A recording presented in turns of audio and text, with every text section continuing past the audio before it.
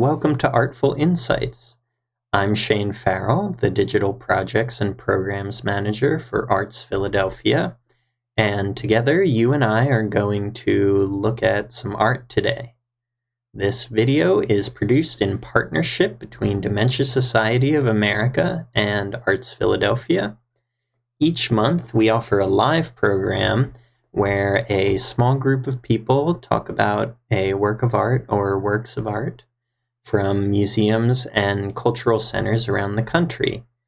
It's a different museum or cultural center each month, and in addition to that live program, we also produce a video like the one you're watching right now.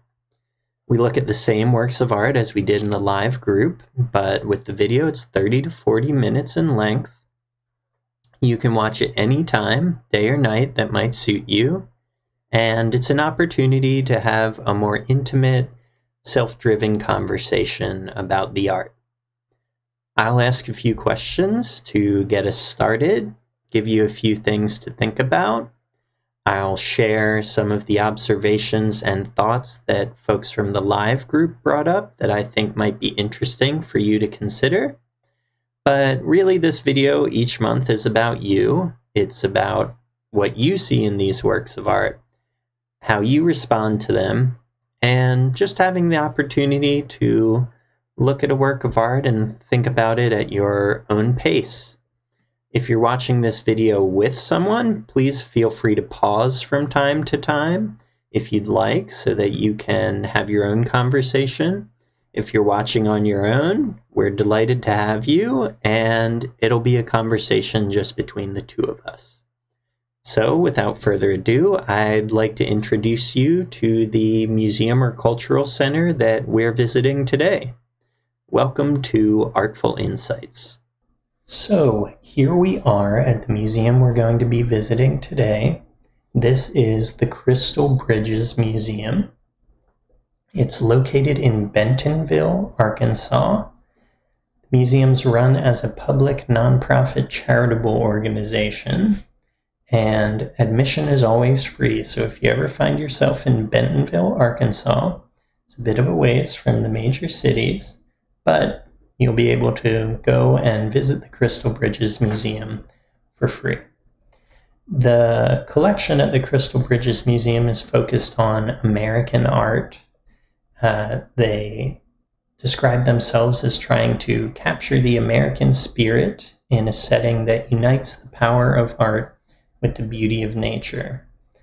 They have work spanning 5 centuries of American artworks from early America to the present.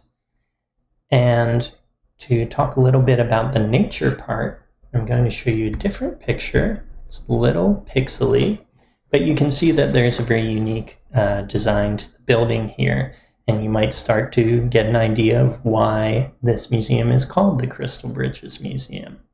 The museum takes its name both from a local natural spring and from the bridge structures that you can see here in this image. So you'll notice these 2 bridges that are going over top of this body of water that the museum kind of surrounds on all sides. In addition to the structure of the museum that we see here, the indoor areas, there's also outdoor hiking areas, outdoor sculptures, and just a lot of space to explore. The Crystal Bridges Museum aims to tell broad and inclusive stories by acquiring and showcasing artworks by artists that are underrepresented in art history and in traditional museum frameworks. It was founded by Alice Walton and opened in November of 2011. So it's a relatively new museum. As you can see, it's a pretty unique looking museum. And now that we know a little bit about it, why don't we take a look at the artwork that we're going to look at today? So here's the artwork that we're going to be looking at today. And before I ask any questions or say anything about this artwork, I want to give you a chance to just look it over, See what catches your eye, notice whatever you notice first.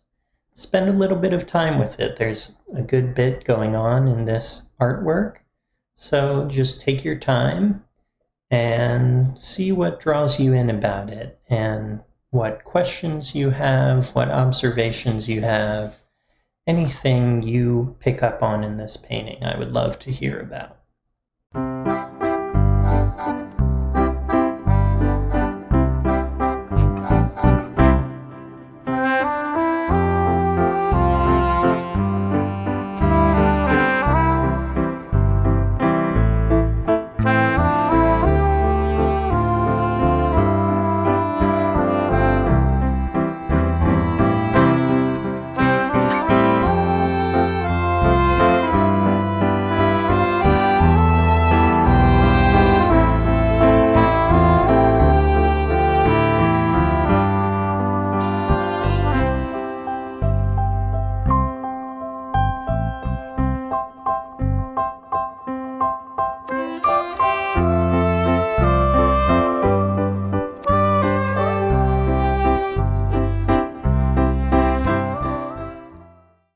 So now that you've had a chance to look this over, what were some of the first things you noticed about it?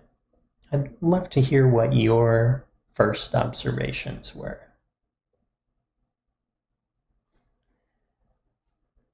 One of the first things that catches my eye about this painting is the color. Is there anything in particular that you noticed about the color in this painting? Was there a particular color that drew you in, or a relationship between colors that was interesting to you?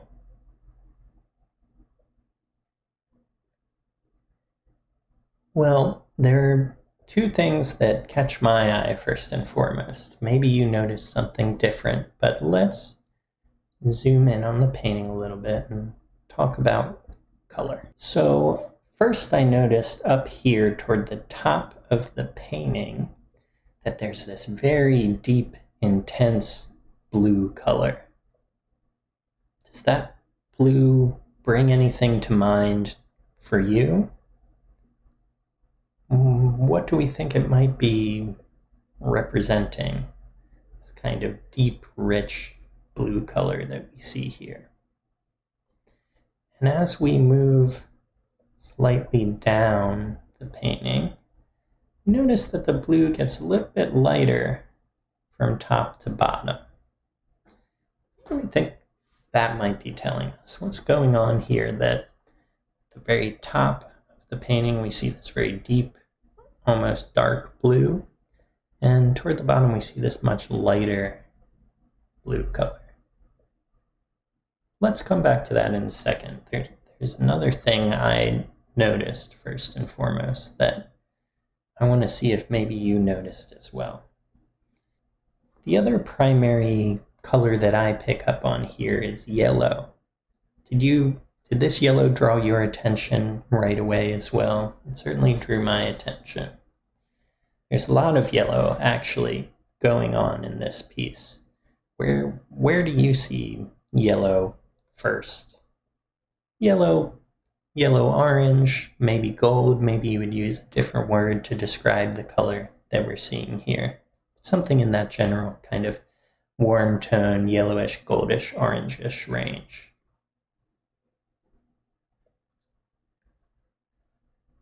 There's a lot of yellow in these circular objects that we're seeing in the painting here. You can see quite a few of them kind of dappled throughout the painting. Up here, behind what looks like it might be some leaves. Over here, down here, down here. You get the idea. There's quite a few of them, right? So we see these kind of brightly gold, orange, yellow objects that really draw our attention. But do you notice yellow anywhere else as you look a little closer? Let's zoom in a bit on the figures in this painting. So as we look a bit closer, is there somewhere else that you're noticing a yellowish or goldish color? Well, I'm noticing it a bit in the clothing of the figures we're seeing here. So the first thing to catch our eye, or at least catch my eye certainly, was these kind of circular objects that are bright yellow. But if we look at the clothes of the figures, they're kind of a funny shade of yellow also, aren't they? It's perhaps a little more complicated than that. Maybe you would describe the color in a different way, but we get the sense that they're kind of bathed in yellow light. Do you get that sense looking at them? To me, it looks like kind of yellow light in shadow. And if we go in even closer, here we are really close, we can see it's kind of maybe more of a brownish color, kind of burlap looking kind of color. But to me, that looks like the color of someone being bathed in yellow-orange light, but they're also a bit in shadow. Does it look that way to you, or does it look like something different? And while we're on the subject of light, why don't we zoom back out? And now let's kind of bring together our discussion about color here. So when we were talking about blue, we talked about a darker blue at the top, a lighter blue toward the kind of middle of the painting. We talked about this bright yellow that really draws our attention in all these circular objects around the painting. Then we talked about the way the figures are lit in this painting, which to me kind of looks like these yellow objects are lighting them somehow, like they're bathed in yellow light. And then there's also a few other things going on, right? There's a color up top here in these areas. It's maybe a bit more greenish, much darker. Looks like that might be a tree of some sort. And then we have kind of dark color on the surface that our figures are on here. It's kind of a brownish, grayish, perhaps. What would you name that color? So we've got all these different colors here that are kind of creating a sense of light for us. Does that give you an idea of maybe what time of day it might be when we're looking at this? In particular, looking at the background with the dark blue to the light blue, does that bring to mind a particular time of day? Well, one of our participants in our online group discussion said that they thought it was kind of dusk, like sunset time.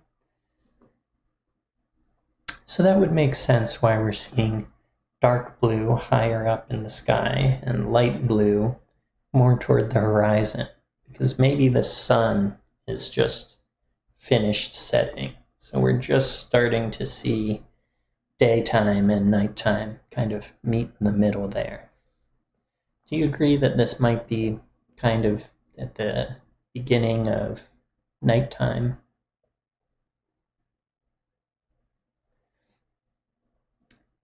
And also that kind of brings up the question, talked a lot about color and about kind of things that give us hints about the scene but aren't just talking about what we're looking at. So what are we looking at? What are these yellow, bright, circular objects that we're seeing here? And how does that affect our sense of the time of day and also the light in this work? Well, we had a couple different answers in our online group discussion. One of our Group members said they look kind of like bouncy balls, like something that a kid might play with and throw around in their backyard. But most people eventually decided that they thought these were lanterns of some sort. Do you agree with that? Do you think these might be some kind of lantern? And if so, what are we seeing here? It's dusk. We see all these figures holding a bunch of lanterns, and perhaps we look up top here. They're hanging the lanterns maybe in this tree. We see one back here that looks like it might already be hung up. We see two more up in this corner here. Do you agree these might be lights of some sort? That would also make sense with the sense of light that we talked about before, right?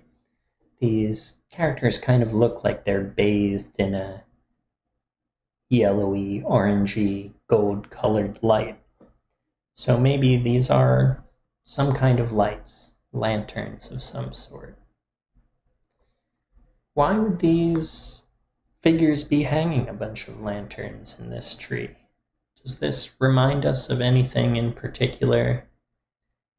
Have you seen a similar scene anywhere in your life, or perhaps in a story you heard once?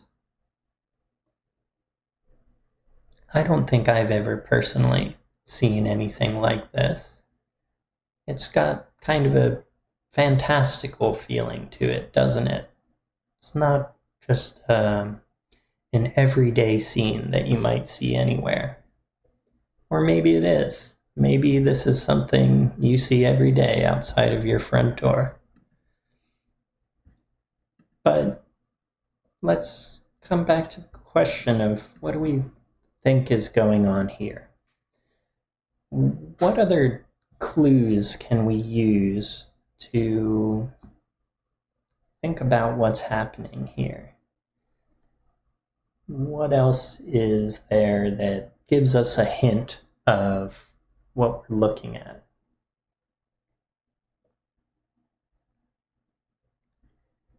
Well, one thing a lot of participants in our online group discussion talked about was the clothing that all the figures are wearing. So let's zoom in on them a bit again and talk about their clothing. So, what do we notice about the clothes of all these figures? Is there something that catches your eye first and foremost?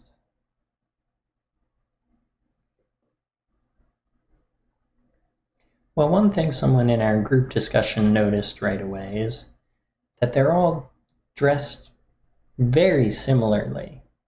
Even their hair is similar. They almost look sort of like the same person.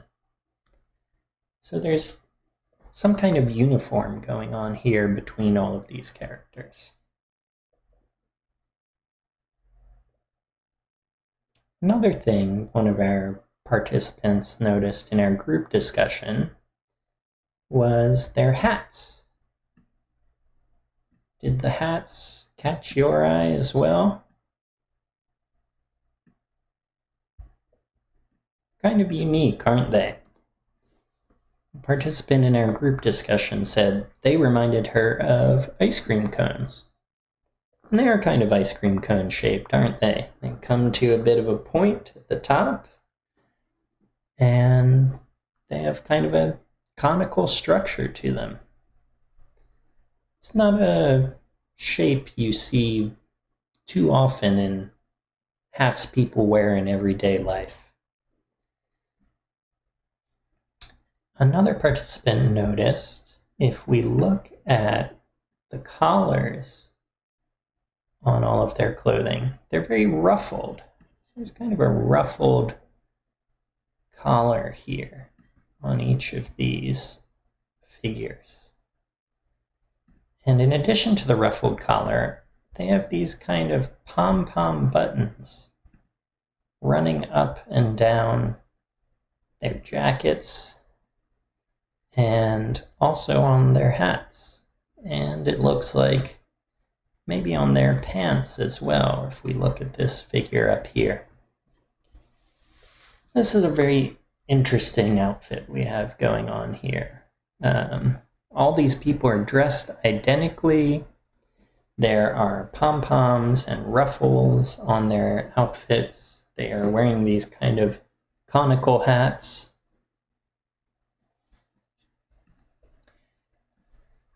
Does this make us think of anything in particular? Why do we think they're all dressed the same? And what do their clothes indicate to us about them? One participant in the group discussion said they're dressing up. It looks like they're wearing costumes. Maybe this is a costume of some sort, which would give us another hint about what might be going on in this scene. Perhaps there's some kind of celebration going on where people dress up in costume. Another participant said, they look like clown outfits to me. They could be used at Halloween. So maybe this kind of looks like a bunch of clowns. Another participant kind of disagreed. She said, I think about clowns with funny noses and big shoes. These ones don't look like that. So that's interesting. To one person, these look like clowns. To another, they don't really fit their archetype of what a clown is. Do these look like clowns to you? Do they look like something else? Do you have some sort of familiarity with this costume, or does it feel kind of foreign to you? Well, when we get to the end of our discussion, I'll talk a little bit about this clothing and what it might mean. But for now, let's just kind of ponder the question. Why are they dressed this way? What does this indicate? And what kind of people might these be? Are they clowns? Are they celebrating something? Why are they all dressed the same? Now let's take a quick second to just kind of look at what they're doing and look at their expressions, because maybe that'll tell us something about this painting. I'm going to just move upward a little bit so we can see as many of their faces as possible. Is there a face that you focus on first? And is there something the expressions here indicate to you? Is there something about their body language? Anything that gives you a hint of how they're feeling or what they're up to? Do they look like they're very engaged with each other? Or do they look kind of like each of them is just doing their own thing? Well, one of the participants in our group discussion said, look at this figure here. And I'll zoom in a little bit. He's smiling. They're having fun. They're having a good time together. And it's true, this figure is smiling here. So maybe what they're doing here is fun for them. Do you get a sense that something fun is happening here? As we look at some of the other expressions, what do we see? Well, that one figure is smiling. The rest of them, not as much. Figure over here is kind of looking up and to the side. They look like maybe they're a little impatient or something like that. This figure here is hunched over. And what does their expression indicate to you? And their posture. Posture can tell us a lot as well. To me, it kind of looks like they're listening very intently. They're hunched over. They're trying to hear what someone's saying, and they have this kind of focused expression. Do you agree with that? This figure over here kind of looks like maybe their eyes are just pointing toward what they're doing. They've got something between their fingertips over here, and below that we can see this big lantern, if we agree it's a lantern. So maybe they're just focused on their task at hand. They're just hanging up that lantern. Would you agree with that, or do you think they're doing something different? And then at the bottom here, this character's glance, where is that pointing us?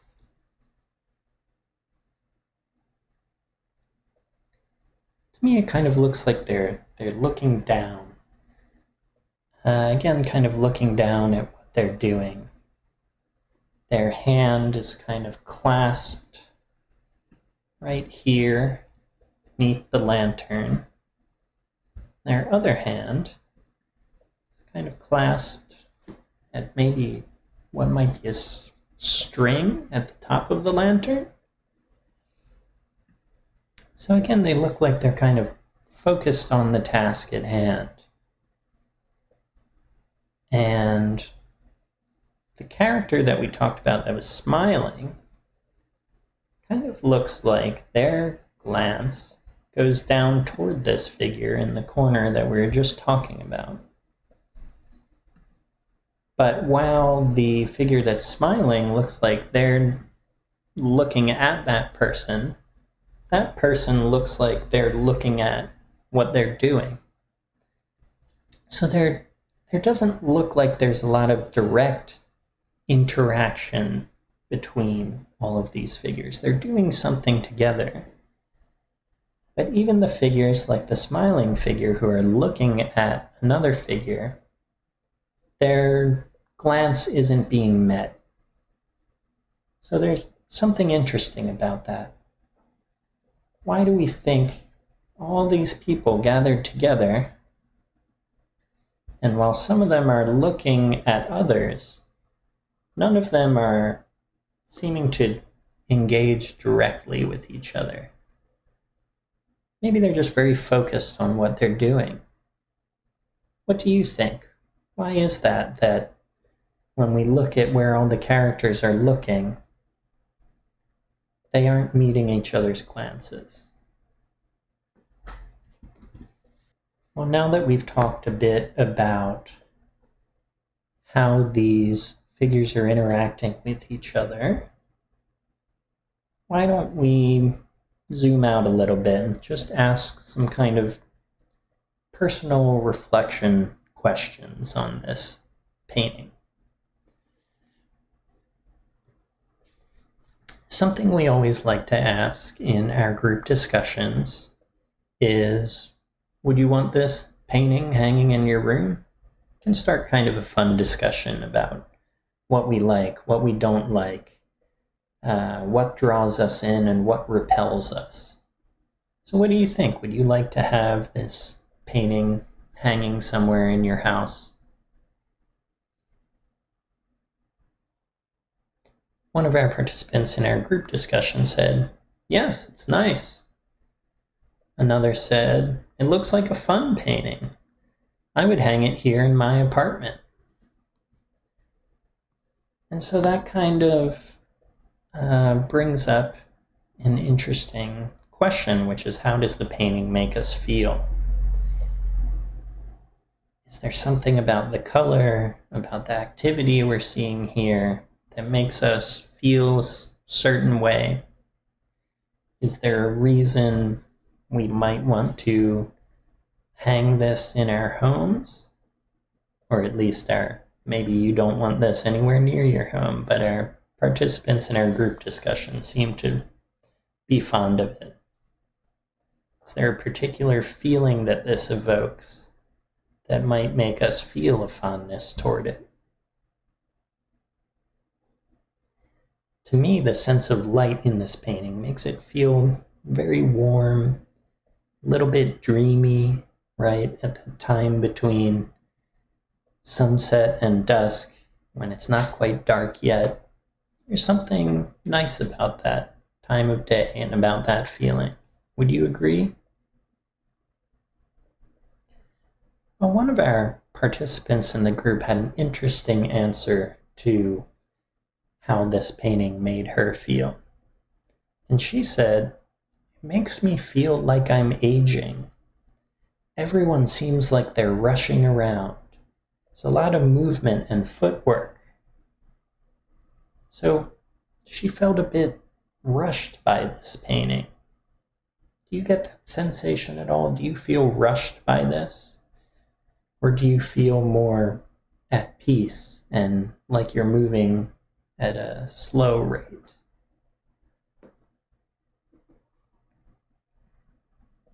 There seemed to be a bit of disagreement in our group about whether this painting felt fast or slow. People had different ideas about that, so I would love to hear what your ideas are. And while we're talking about speed, let's talk about something else we like to talk about a lot, which is sound. And it might sound like kind of a strange question, but I want to ask what this piece sounds like to you. So if you were here, if you imagine you are wherever these figures are, what would you be hearing around you? Would it be loud? Would it be quiet?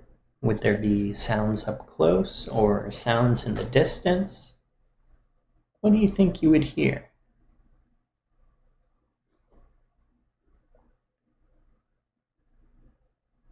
Well, one of our participants in the group discussion said, if there are any noises at all, they're very soft sounds.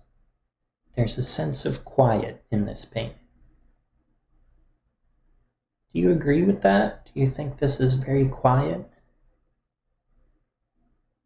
There is something about this time of day that feels a little quiet sometimes, right? Like the world quiets down a little when the sun goes down. But we also see that there's 6 figures here.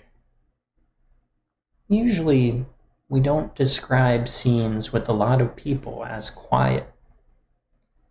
Do you think there's a particular reason we might be thinking that these figures are quiet? Maybe connected to what they're doing, maybe connected to the way they're dressed? Or do you disagree? Do you think they're talking and laughing and having a great time, just being loud while they hang up these lanterns? It's an interesting question, and maybe it can tell us something about who these figures are and what they're doing.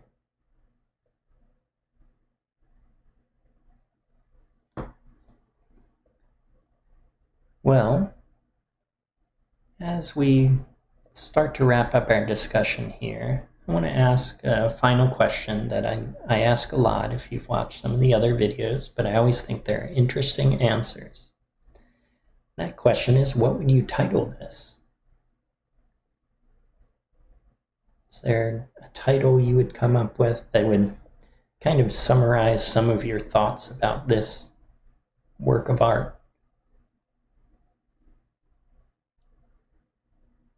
Well, one of our participants in the group discussion said, beautiful and dreamy. I think that's a nice answer. There is something kind of dreamy about this painting, isn't there? Something kind of fantastical about it. We've got these interesting costumes. We've got this very dramatic sense of light. And just kind of an unusual scene here. So maybe there's something dreamlike about it. What would you title this piece?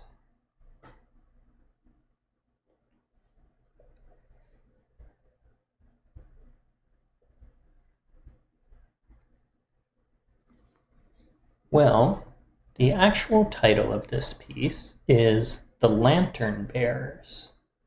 It's a painting by Maxfield Parrish, who was actually born in Philadelphia, so if you're local, maybe you've heard of him before. was painted in 1908.